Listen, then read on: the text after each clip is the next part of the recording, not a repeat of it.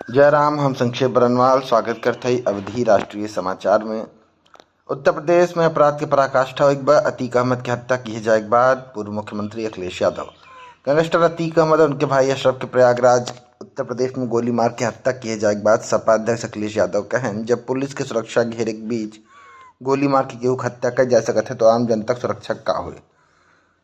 श्री अखिलेश कहन, उत्तर प्रदेश में अपराध के पराकाष्ठा एक बार अपराधियों के हौसला बुलंद बा।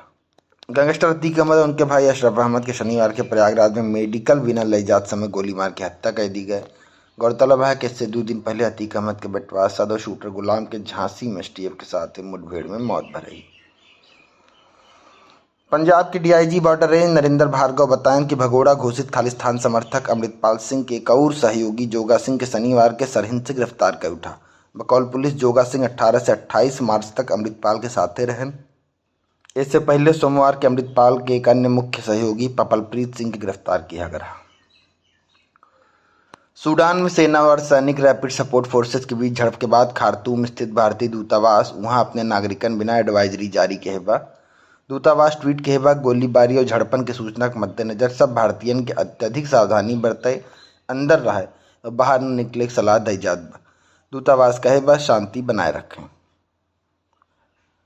जापानी मीडिया बताया कि शनिवार के वाकायामा में एक खुले में स्पीच के दौरान खुले में भाषण के दौरान जापान के प्रधानमंत्री फूमियो किशिदा पे पाइप बम फेंका गया। मीडिया कहे कि घटनास्थल पर विस्फोट जैसा आवाज़ सुनी गई। पब्लिक ब्रॉडकास्टर एनएचके बताया कि प्रधानमंत्री किशिदा घटना वाली जगह सुरक्षित निकाल लिया गया।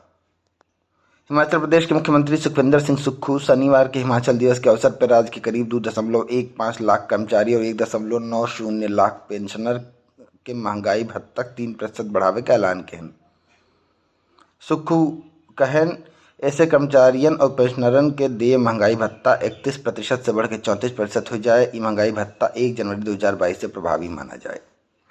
दिल्ली के मुख्यमंत्री अरविंद केजरीवाल दिल्ली आबकारी नीति मामले में सीबीआई द्वारा उन्हें समन भेजे कहन, 100 करोड़ के कथित घोटाला में एजेंसी को अब तक कुछ नहीं मिला। केजरीवाल कहन, हम कहा था कि 17 सितंबर सांझ के 7 बजे हम प्रधानमंत्री मोदी के 1000 करोड़ दिए रहे, तो क्या अब उनका गिरफ्तार कर ले बा। पंजाब किंग्स शनिवार के आईपीएल 2023 में लखनऊ सुपर जायंट्स के 2 विकेट से हराए थे। और साथ ही पंजाब किंग्स अपन लगातार 2 हार का सिलसिला तोड़े। मैच में पंजाब किंग्स के सिकंदर रजा 41 गेंद 57 बनाए। शाहरुख खान 10 गेंद 23 रन की बदौलत पंजाब किंग्स के आखिरी ओवर की तीसरी गेंद पर जीत मिली। आज के प्रमुख राष्ट्रीय समाचार यह प्रकार से रहा। आपन अपनन के ख्याल रखें। कोरोना बहुत तेज फैलत बा, समाज के रहें। अगर हमारे पढ़ी न्यूज़ अच्छी लागो तो अपने मित्रन से ज़रूर शेयर करें। जय राम।